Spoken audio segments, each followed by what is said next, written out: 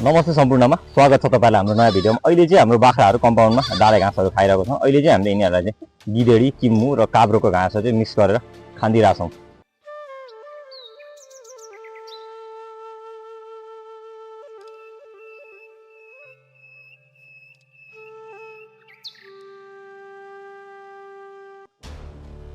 यो चाहिँ हाम्रो खोरको भित्री भाग हो। हामीसँग चाहिँ विभिन्न कोठाहरू छन् र हामीले यो कोठाहरूमा चाहिँ बाख्राहरूको उनीहरूको अवस्था अनुसार, उमेर अनुसार पाठापाठी छुट्टै, बोकाहरू छुट्टै, ब्याउने बाख्राहरू छुट्टै यसरी छुट्टा छुट्टै गरेर राखिरहेको छौँ होइन। अनि यो कोठामा चाहिँ हामीले सानो पाठापाठीहरूलाई चाहिँ राख्ने गर्छौँ। विशेष गरेर चाहिँ यिनीहरूलाई चाहिँ बेलुका घाँस हाल्दै थियौँ, घाँस खाइसकेका छैनन् भने यो कोठामा अलिकति ठुलो पाठाहरूलाई चाहिँ हामीले यहाँ राख्ने गर्छौँ। अनि त्यसै गरी जब बोका पाठाहरू छुट्याउने बेला हुन्छ, छुट्याउने बेला भइसकेपछि चाहिँ हामीले बोकाहरूलाई चाहिँ यो कोठामा राख्छौँ। अनि यही कोठाबाट हामीले बिक्री गर्छौँ भने पाठीहरूलाई चाहिँ विशेष गरेर हामीले यो प्यासेजमा राख्ने गर्छौँ। अनि यता पनि एउटा सानो कोठा छ। हामीले खासै यो ब्याडको लागि, बोकाहरूको लागि भनेर बनाएको कोठा हो। हामीले यहाँ चाहिँ अहिले अन्य बोकाहरू या पाठाहरू, खसीहरूलाई पनि राखिरहेको हुन्छौँ। त्यसै गरी यहाँ पनि एउटा कोठा छ हाम्रो।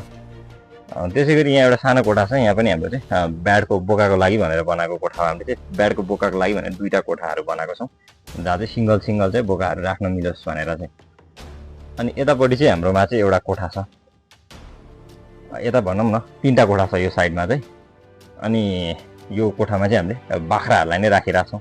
अनि यो बाख्राहरू बस्ने ठाउँ चाहिँ हामीले एकदमै सुक्खा राखिदिनुपर्छ, सफा राखिदिनुपर्छ। हाम्रो पनि सुक्खा छ, सफा छ होइन। दुधहरू चाहिँ टक्क यो तलबाट छिर्छ। अनि हामीले घाँस दानाहरू खुवाउनको लागि चाहिँ यसरी अहिले डुँडको प्रयोग गर्छौँ। यो डुँड चाहिँ हाम्रो प्लेन सिटबाट बनेको डुँड हो।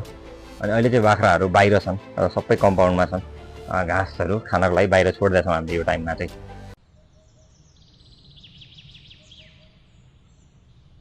अहिले चाहिँ हाम्रो बाख्राहरू घाँस खाइसकेर कम्पाउन्डमा बसिरहेछन्। मस्त अहिले चाहिँ घाम लागिसकेको छैन, एकछिनमा घाम लाग्छ, घाम ताप्छन्, बस्छन् है। अहिले चाहिँ बाख्राहरू एकदमै दुब्लो छन् है। हाम्रो चाहिँ अहिले चाहिँ यो घाँसको अफ सिजन भएकोले अलिकति समस्या भयो चैत वैशाखमा। अब फिर्दैछन्। लगभग 1 महिनामा चाहिँ हाम्रो बाख्राहरू फेरि पहिलेको अवस्थामा पुग्ने नै छन्।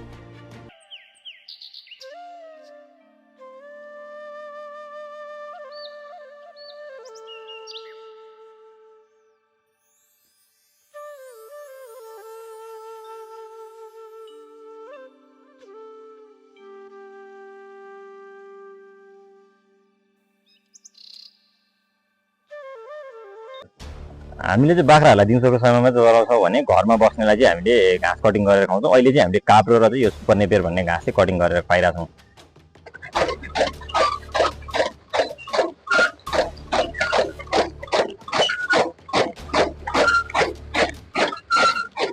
घाँस चाहिँ कटिङ गरिसकेपछि यस्तो हुन्छ र यसरी खुवाउँदाखेरि चाहिँ घाँस चाहिँ एकदमै कम वेस्टेज हुन्छ। अनि हामीले यो घाँस चाहिँ लगभग सुकाएर खुवाउँदाखेरि चाहिँ अलिकति उपयुक्त हुन्छ। हामीले सुकाएर खुवाउनुपर्छ है त। बिना घाँस कुनै पनि पशुपालन चाहिँ सम्भव छैन र पशुपालनको लागि घाँस चाहिँ एकदम अपरिहार्य हो। त्यसैले म तपाईँहरूलाई हाम्रो फार्म नजिकै रहेको घाँसबारी भन्ने कि हाम्रो फलफुल बगैँचा भन्ने त्यहाँ घुमाउँछु है त एकछिन।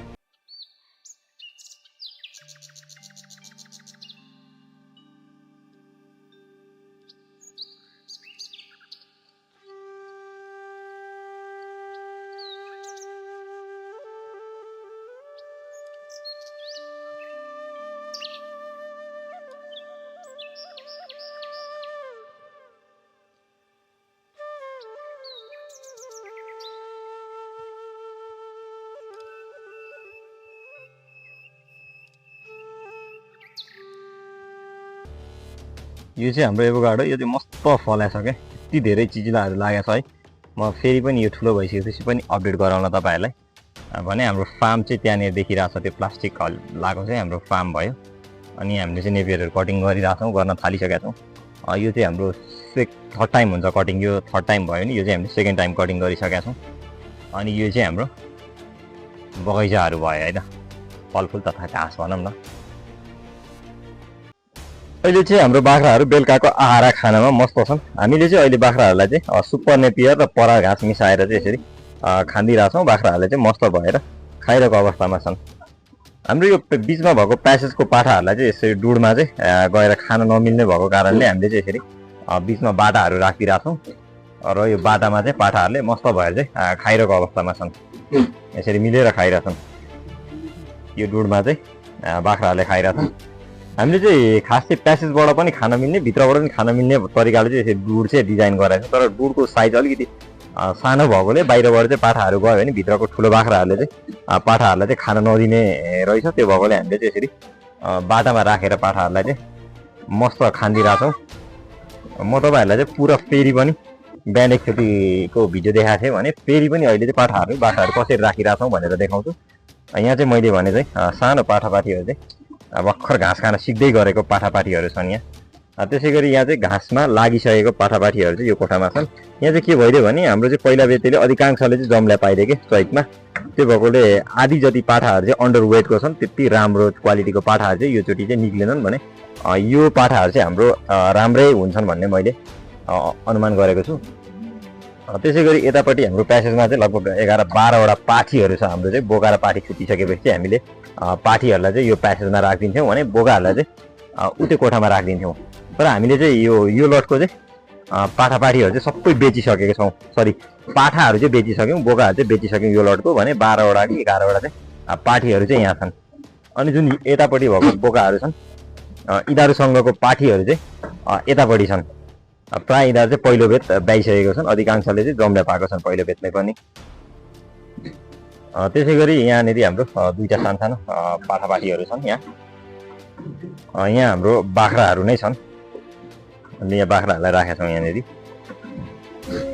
अनि यहाँ पनि हाम्रो चाहिँ खास यो ब्याडको बोकाको लागि भनेर डिजाइन गरेको क्याबिन हो। यहाँ चाहिँ हामीले अहिले दुईवटा बाख्रा राखिरहेको छौँ। बोकाहरू चाहिँ त्यहाँ 5-6वटा बोका भएको ठाउँमा छ। म त्यो पनि देखाउनु छु तपाईँहरूलाई। त्यसै गरी यतापट्टि हाम्रो सबै नै यो चाहिँ पाठीहरू सरी बाख्राहरू नै हो। यो लाइनमा चाहिँ हाम्रो बाख्राहरू नै छन्। अघि मैले भने चाहिँ बोकाहरू चाहिँ हामीले यहाँ छ। हाम्रो ब्रिडको लागि 3टा बोकाहरू चलाइरहेको थियो हामीले 87%को भने एउटा चाहिँ हामीले रिसेन्टली बेचेकोले हामीसँग यहाँनिर चाहिँ जम्मा 2टा बोकाहरू मात्रै छन्। भने एउटा बोका चाहिँ अन द वे छ हाम्रो। अर्को भिडियोमा चाहिँ म तपाईँहरूलाई त्यो बोका पनि देखाउने छु। सायद हाम्रोमा छिटै नै आउँछ एउटा 100%को ब्रिडको बोका पनि आउँदैछ हाम्रोमा चाहिँ। हाम्रो यो डुड बनाउँदाखेरि एउटा मेजर मिस्टेक चाहिँ म तपाईँहरूलाई भन्छु ल के छ भनेर। हाम्रो चाहिँ के छ भने जुन यो सर्फेस छ डुडको चाहिँ यतापट्टिको सर्फेस र यतापट्टिको सर्फेस चाहिँ बराबरी छ क्या। यसले गर्दाखेरि चाहिँ के हुँदो रहेछ भने उनीहरूले घाँस चाहिँ खोजेर खाने क्रममा चाहिँ यसरी घाँसहरू चाहिँ भुइँमा चाहिँ फ्याल्दो रहेछ।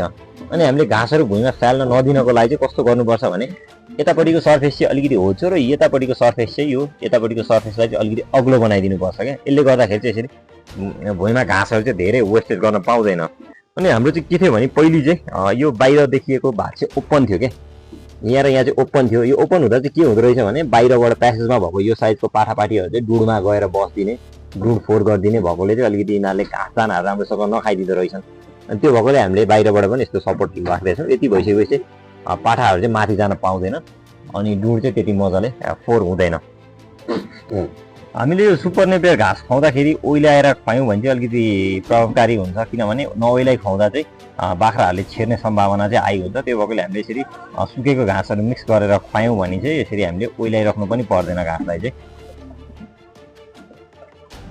तपाईँहरूलाई हाम्रो भिडियो कस्तो लाग्यो कृपया सल्लाह सुझाव दिँदै गर्नुहोला। भिडियो मन पर्यो भने भिडियोलाई एक लाइक गरिदिनु होला। अनि हाम्रो च्यानललाई अझै पनि सब्सक्राइब गर्नुभएको छैन भने बाख्रा पालन सम्बन्धी विभिन्न खालका जानकारीमूलक भिडियो लगायत हाम्रो फार्मका विभिन्न गतिविधिहरू त्यसै गरी नितान्त कृषि भ्लगहरू हेर्नको लागि चाहिँ हाम्रो च्यानललाई सब्सक्राइब गरिदिनु होला।